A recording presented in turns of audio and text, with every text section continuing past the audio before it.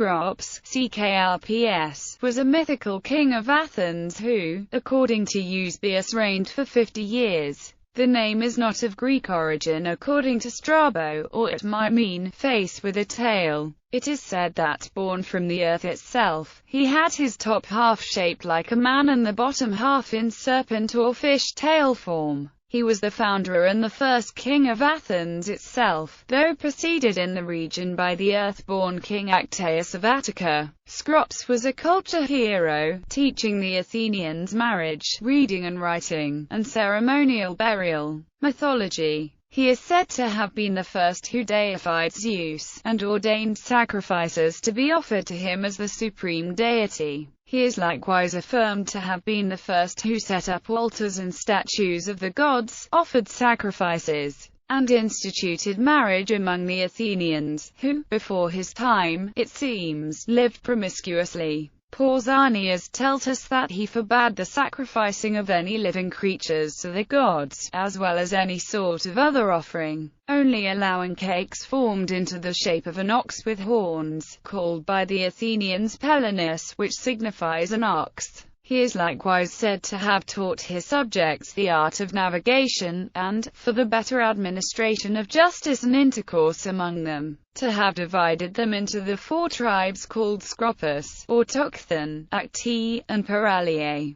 Some likewise make him the founder of the Areopagus. During his reign, Athena became the patron goddess of the city of Athens in a competition with Poseidon. The two raced ferociously towards the Acropolis. It was a very close race, but Athena, as judged by Cecrops, won. As evidence of her victory she planted an olive tree. Poseidon arrived moments later, struck the Acropolis with his trident and thereby created a salt sea. But Athena had already won, and the city was hers. The Acropolis was also known as the Cecrops I in his honor. The Athenians are said to have called themselves Cecrops I during the reigns of the 5 following kings, in his honor. Cecrops was the father of 3 daughters, Herse, Pandrosis and Aglaurus. To them was given a box or jar containing the infant Erychthonius to guard unseen. They looked, and terrified by the 2 serpents Athena had set within to guard the child, they fled in terror and leapt from the Acropolis to their deaths. Some accounts say one of the sisters was turned to stone instead. Apparently Cecrops married Aglaurus, the daughter of Actaeus. It is unknown if this woman was the mother of Cecrops' son Erysichthon. Erysichthon predeceased him, and he was succeeded by Cranaus, who is said to have been one of the wealthiest citizens of Athens at that time. Birth of Erychthonius. According to Apollodorus, Athena visited the smith god Hephaestus to request some weapons.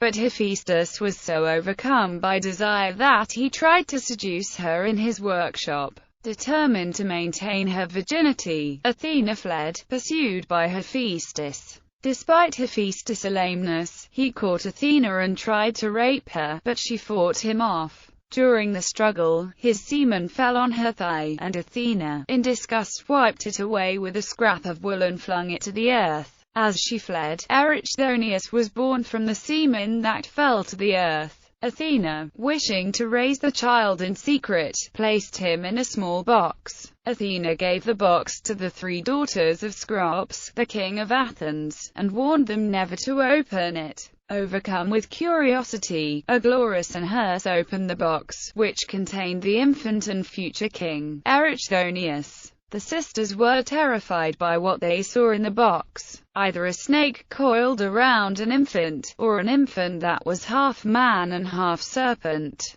They went insane and threw themselves off the Acropolis. Other accounts state that they were killed by the snake. An alternative version of the story is that Athena left the box with the daughters of Cecrops while she went to fetch a mountain from Pallene to use in the Acropolis. While she was away, Aglaurus and Herse opened the box. A crow saw them open the box, and flew away to tell Athena, who fell into a rage and dropped the mountain she was carrying. As in the first version, Herse and Aglaurus went insane and threw themselves to their deaths off a cliff.